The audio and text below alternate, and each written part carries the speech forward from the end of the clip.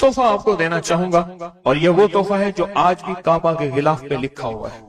یہ وہ تحفہ ہے جو آج بھی کعبہ کے غلاف پہ لکھا ہوا ہے، لا الہ الا اللہ الملک الحق المبین۔ پڑھا کے چھوٹا سا واقعہ سنا دو، بس مختصر سا واقعہ ہے، اور یہ واقعہ سیدہ فاطمہ کی روایات سے ملتا ہے۔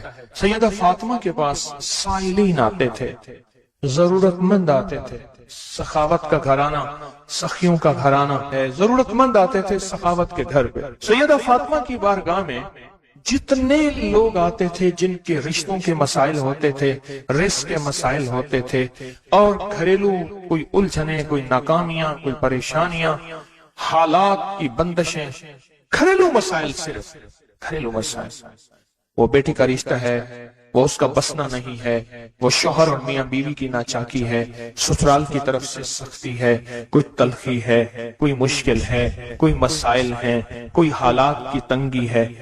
یہ اگر اس قسم کے کوئی مسائل آتے بھی تھے، سختیاں اور تلخیاں آتی بھی تھی، جیسے ہمارے ہاں رشتے نہیں ہو رہے، ہوئے ہیں تو خدا نہ خواستہ طلاق ہونے ہیں، اور کتنے ایسے رشتے ہیں تیسرے دن طلاق ہو گئی، کروڑوں روپے لگائے، کسی نے اربوں روپے لگائے، ایسے بھی شادیاں ہوئیں، طلاق ہو گئی، گھر نہ بسے، گھریلو الجھنیں ہیں، ناکامیاں ہیں، پریشانیاں ہیں، گھریلو زندگی کی جتنی بھی مشکلات ہیں، رزق کی کمی ہے، صحت کی کمی ہے، ایک بیماری گھر سے جاتی ہے دوسری نہیں جاتی، ایک مشکل جاتی ہے دوسری پھر آ جاتی ہے، اور اس طرح کی تلخیاں، مسائل، مشکلات، بندشیں، ناکامیاں، حالات کی سختیاں، زندگی کی تلخیاں، گھریلو الجھنیں جسے لفظ کہتے ہیں۔ لفظ میں کیا کہہ رہا؟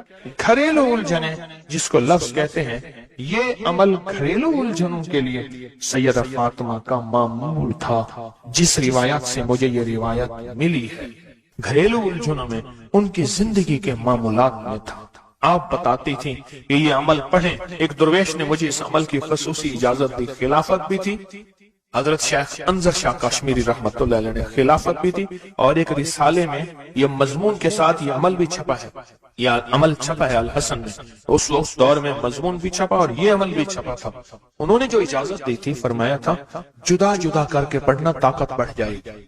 لا الہ الا اللہ الملک الحق المبین۔ انہوں نے فرمایا تھا، اللہ کے ولی تھے، انہوں نے فرمایا تھا کہ جدا جدا کر کے پڑھنا۔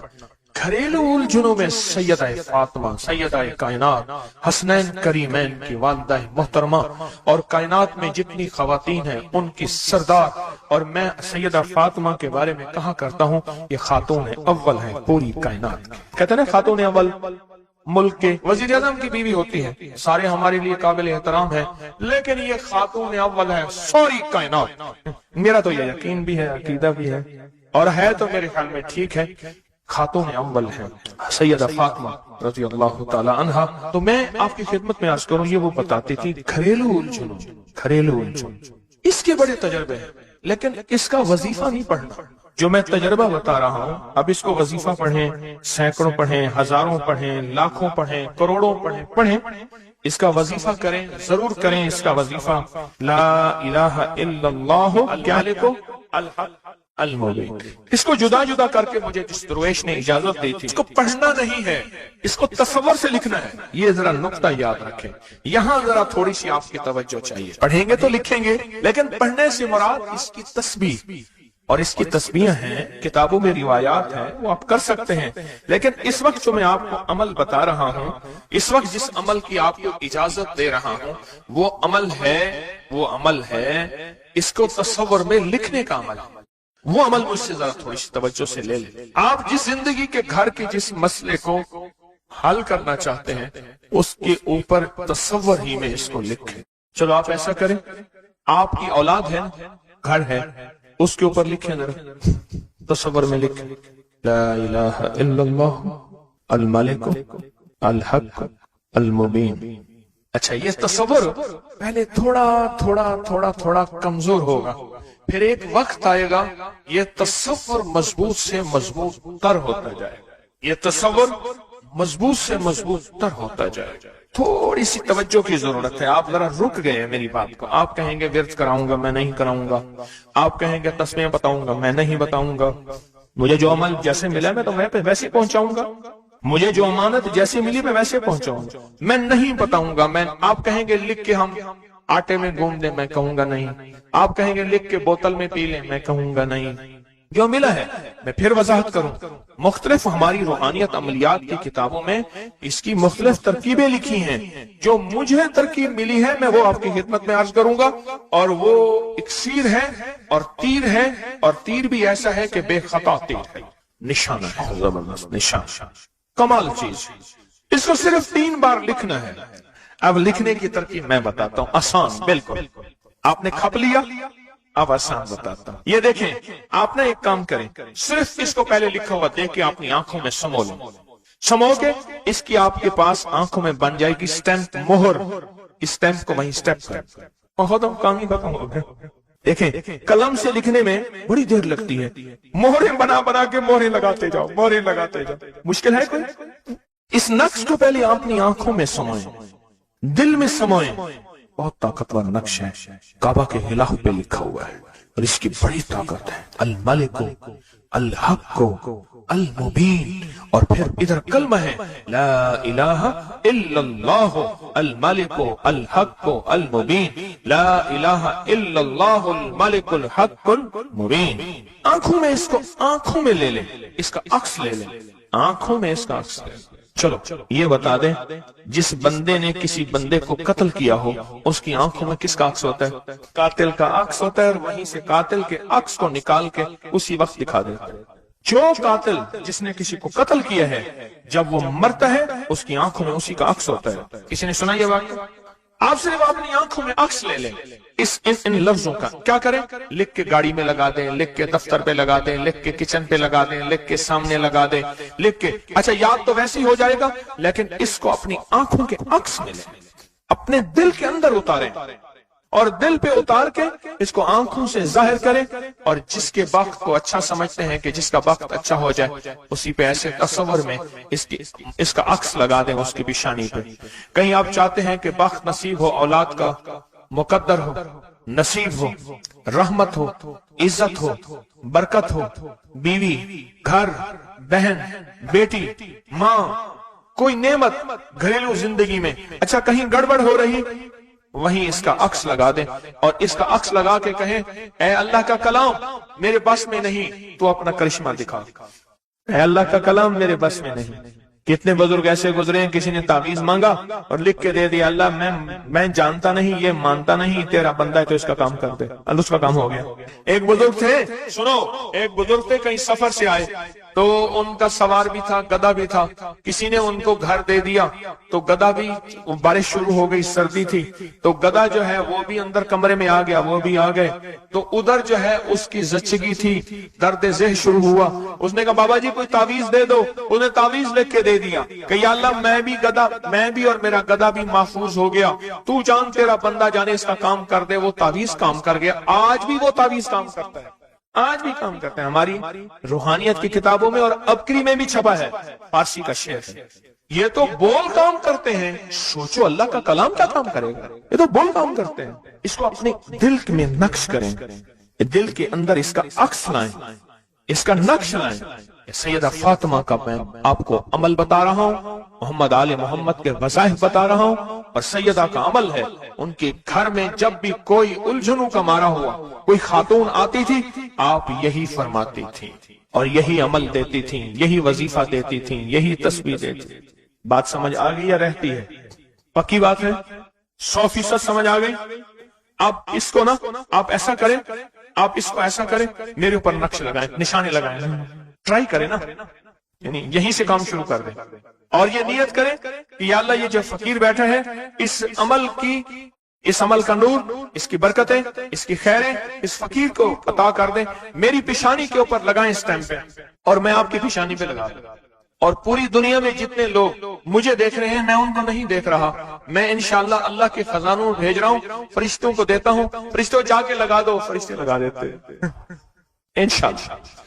بہت چھوٹا سا عمل، بڑا طاقتور کام اس کا بتائے گا آپ کو۔ میرا چھوٹا آن محمد چھوٹا سا تھا نا، اس کو کچھ چھیڑتا تھا، کہتا تھا بابا جی بتاؤں گا، مجھے بھی دھمکی دیتا تھا، کہہ رہے بابا جی بتاؤں، کہتا بابا جی کوئی بلاؤ گی، مجھے بھی دھمکی دے کے کہتا تھا، کہہ رہے بابا جی بتاؤں گا، بابا جی بتاؤں گا۔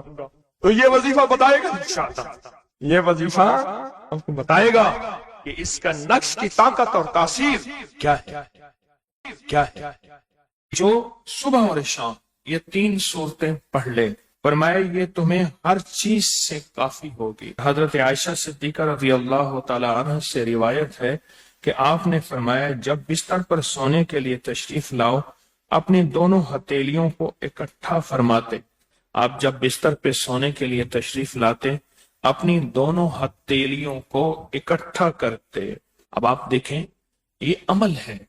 ایک بندہ کہتا ہے کہ ہتھیلیوں کو اکٹھا کرنے کی کیا ضرورت ہے، ایسے ہی پڑھ لے۔ یہ ابکری والے یہ عمل کہاں سے لے آئے ہیں؟ اس کی ناواقفیت ہے، اس کے علم کی کمی ہے۔ جو عمل میرے کملی والے نے فرمایا اب مجھے کسی دلیل کی ضرورت نہیں ہے، یا ہے کسی حوالے کی، کسی ثبوت کی نہیں ہے۔ جو میرے حضور نے فرمایا بس حق ہے، حق ہے اور حق ہے۔ تو فرمایا کہ آپ اپنے دونوں ہتھیلیوں کو غور سے توجہ کریں، اکٹھا فرماتے جیسے ہم دعا کے لیے جمع کرتے ہیں ہتھیلیوں کو، دعا مانگتے ہیں نا، ایسے میرے حضور اپنی دونوں ہتھیلیوں کو اکٹھا فرماتے، پھر 3 صورتیں پڑھتے۔ قل هو اللہ احد، سورۃ فلق، قل اعوذ برب الفلق اور قل اعوذ برب الناس، پھر پڑھ کر ان دونوں ہاتھوں پر دم کرتے، اور پھر پر اپنے سر نمبر 1، دوسرا چہرہ نمبر 2، اور اپنے جسم کے اگلے حصے پر جہاں تک ہاتھ پہنچے اس طرح 3 دفعہ کرتے تھے۔ آج میں اس کا ایک راز بتاتا ہوں، لیکن پہلے عمل کو غور سے سن لیں۔ آپ دعا کے لیے ہاتھ جیسے کرتے ہیں سوتے ہوئے ویسے کریں گے، کر کے ایک بار قل هو اللہ پوری سورت، ایک بار سورت فلق پوری سورت، اور ایک بار سورت ناس پوری سورت، ٹھیک ہے؟ پڑھ لی، ہتھیلیوں پہ دم کیا، دم کرنے کے بعد پہلے سر پر اوپر سے شروع کرتے حضور، سر، چہرہ، چہرے کے بعد اپنے جسم کے اگلے حصے پہ جہاں تک ہاتھ پہنچتا، پھر پچھلے حصے پہ آپ پھیرتے، اگلے حصے پہ پھیرتے، پھر دوسری دفعہ ایسے کرتے، ہاتھ پھیلاتے دونوں ہتھیلیاں، پھر یہ 3 صورتیں پڑھتے، پھر ایسے کرتے، پھر تیسری دفعہ بھی ایسے کرتے تھے۔ اس کے فائدے کیا ہیں؟ میں فائدے بتاتا ہوں۔ ابن عباس سے روایت ہے کہ جو شخص سوتے وقت قل هو اللہ اور معوذتین فلق اور ناس 3 بار پڑھ لے، اگر اسے اس رات موت بھی آ گئی تو شہادت کی موت مرے گا، اگر زندہ رہا تو گناہوں سے پاک کر دیا جائے گا۔ سوتے وقت یہ عمل 3 دفعہ کر لے۔ اور عبداللہ بن خبیب سے روایت ہے، فرمایا جو صبح و شام 3 بار قل هو اللہ اور معوذتین پڑھ لے، مثلاً 3 دفعہ قل هو اللہ، 3 دفعہ فلق اور 3 دفعہ ناس، یہ صورتیں، فرمایا جو صبح شام پڑھ لے، صبح شام۔ یہ اور روایت ہے، پہلا عمل ہتھیلیوں کو سیدھا کر کے 3 دفعہ کرنا، پہلا عمل وہ ہے۔ دوسرا عمل یہ ہے کہ جو صبح اور شام یہ 3 صورتیں پڑھ لے۔ اب اس کے کمالات سنیں، فرمایا یہ تمہیں ہر چیز سے کافی ہوگی، بس اب تمہارے لیے اللہ کافی ہو گیا۔ اب تمہیں کسی چیز، کسی پریشانی، کسی دکھ، کسی تکلیف، کسی ناکامی، کسی مصیبت کو انشاءاللہ آنکھوں سے نہیں دیکھو گے۔ یہ جو ہم دعا کے لیے ہاتھ پھیلاتے ہیں یہ دراصل کشکول ہے کہ مولا میں خالی ہوں، میں فقیر ہوں، میں منگتا ہوں، میں پیاسا ہوں، میں عاجز ہوں، اور تو شہنشاہ ہے، مجھ فقیر کو عطا فرما۔ ہم دعا کے لیے ہاتھ پھیلاتے ہیں تو دو بندہ دونوں ہاتھوں میں دعا کے لیے ہاتھ پھیلاتا ہے، اور پھر یہ 3 صورتیں پڑھ کے پھونک مارتا ہے۔ ان تمام 3 صورتوں کا نور، اس کا سرور، اس کی برکت، اس کی رحمت اور اس کی عطا اس کے ہاتھوں پہ آتی ہے، پھر اس ساری عطا کو اپنے پورے جسم پر پھیرتا ہے، تو ایسے ہے اس کے پورے جسم پہ ایک نور کا حصار، دیوار، ایک نور اس کے جسم پہ، پھر اس کو دنیا کا کوئی حسد کا تیر، کوئی جادو کا تیر اس پہ وار نہیں ہوتا، کوئی دشمن کا ایسا تیر جو انتقام کا ہو، ناکامی کا ہو، پریشانی کا ہو، یہ جو وظیفے ہیں کسی درویش کی یا کوئی درویش نے جس کو اجازت ہے اس کی اجازت صحیح ہو. ہر بندہ اجازت دینا نہ شروع کر دے.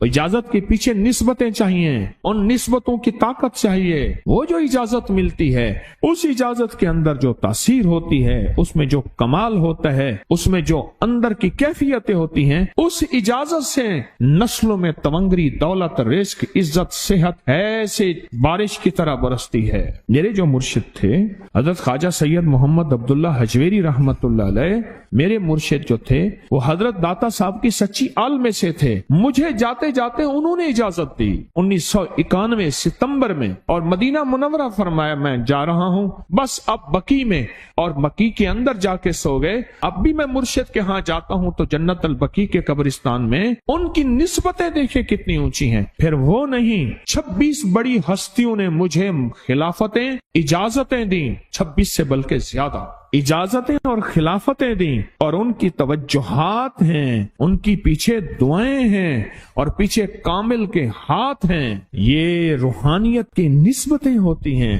روحانیت کی نسبتیں ہوتی ہیں. ان نسبتوں کے ساتھ جیسے آپ تسبیح خانے میں ماشاءاللہ پوری دنیا میں لوگ یہاں آئے ہوئے ہیں، اور بڑے بڑے ہستیاں یہاں آئی ہوئی ہیں جو مٹی ہو کے چٹائیوں پہ پڑے ہیں، خواتین میں بھی مردوں میں بھی، بڑے بڑے عہدوں والے، عزتوں والے، بڑے بڑے مقام والے یہاں اپنے مرشد خانے میں بے حیثیت ہو کے پڑے ہیں. جو بے حیثیت ہو کے آتا ہے اللہ اس کو عزت اور مقام اور حیثیت دے. کہنے لگا میں نے نا حمزات کو قابو کرنے کے لیے میں نے ایک عمل کیا. عمل یہ تھا کہ ایک بڑا سا تھال لے لے، جیسے یہ گارے اور مٹی میں تھال ہوتے ہیں، اس کا چراغ بنا لے، اس میں 10 کلو تیل ڈالیں اور بڑی ساری بتی ہو، ٹھیک، اس کی بتی جلائیں. 10 کلو تیل جلنا ہے. یہ سارا کتنا تیل جلنا ہے؟ اس کی بتی میں، اس کی لو میں دیکھنا ہے، اور پھر بیٹھنا اس انداز سے ہے کہ میرا سایہ ہو، اور پھر میں اپنے سائے کو بھی دیکھوں، لو کو بھی دیکھوں، اور اس کے بعد یہ وظیفہ پڑھنا ہے. 40 دن میں یہ 10 کلو تیل جل جاتا ہے. دن رات بیٹھنا ہے اور اس کو پڑھنا. 30 دن جب گزرے تھے، 30 دن گزرنے کے بعد اس کو نقشے نظر آنا شروع ہوئے. نقشے یہ نظر آنا شروع ہوئے کہ گھر ہے، بچے ہیں، کھیل رہے ہیں، اماں بیٹھی ہے، آپس میں بچے کو لڑ بھی رہے ہیں، کھا بھی رہے ہیں، پی بھی رہے ہیں. اس نے ادھر سے توجہ ہٹائی. مرشد نے فرمایا تھا کہ دیکھ میری نگرانی میں عمل کر رہا، نقشے نظر آئیں گے، کسی نقشے میں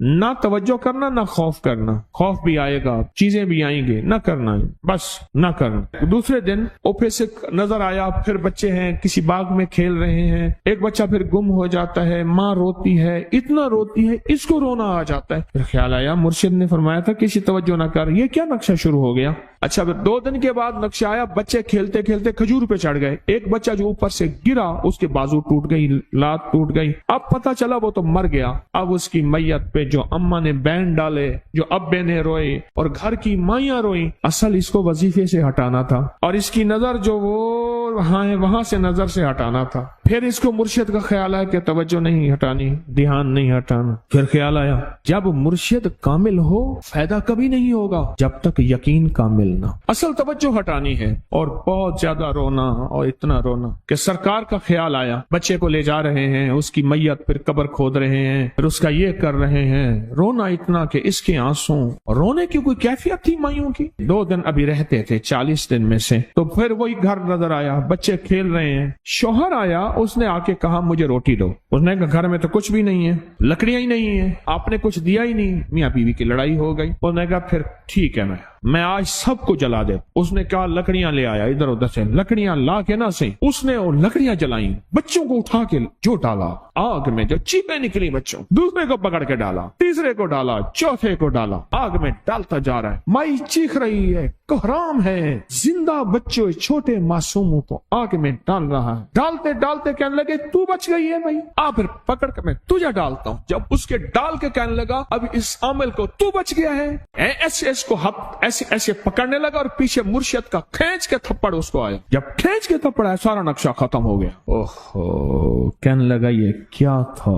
مرشد کامل ایسا ہوگا جرا لولوں دے وچ وسے ہو، نال نگاہ دے پاک کریندا، نہ صابن سجی کھتے ہو. یہ اس وقت ہوگا جب یقین ہوگا. جب تیرا یقین کمزور ہے، مرشد کامل ہے، یقین کامل نہیں ہے، ناکام رہے گا ساری زندگی، تھرمامیٹر لگاتا رہے گا. کوئی کہہ دے گا کہ تیرا مرشد 1 نمبر ہے، ولی ہے، کہا کہا سبحان اللہ۔ کوئی کہہ دے گا 2 نمبر ہے، کہے توبہ توبہ، ساری عمر اسی زندگی میں رہے گا، کبھی نہیں پا سکے گا۔ 40 دن کے بعد مرشد کی خدمت میں حاضر ہوا اور سارے نقشے بتائے، فرمایا نہ بتاؤ، ہم دیکھ رہے تھے۔ علامہ فخر الدین رازی رحمت اللہ علیہ کا مشہور واقعہ ہے، مرید جو ہے آپ کا سینکڑوں میل دور، اور وہ مرید وہ تھا جو ساری عمر اللہ کے وجود کو کہتا رہا کہ اللہ کے وجود کو نہ ماننے والے کہتے تھے کوئی اللہ نہیں ہے، کہاں ہے دکھاؤ، ہر چیز خود بخود بن گئی ہے، خود بخود ختم ہو جائے گی۔ ان کے پاس 100 دلیلیں تھیں، کتنی 100 دلیلیں تھیں، اور آج تک ان کی دلیلوں کو کوئی توڑ نہیں سکا تھا اللہ کے وجود پہ۔ آخری وقت ہے، اور آخری وقت کے اندر ایک دروازہ کھٹکھٹایا کسی نے کہ جناب ایک بزرگ آپ سے ملنے آئے ہیں۔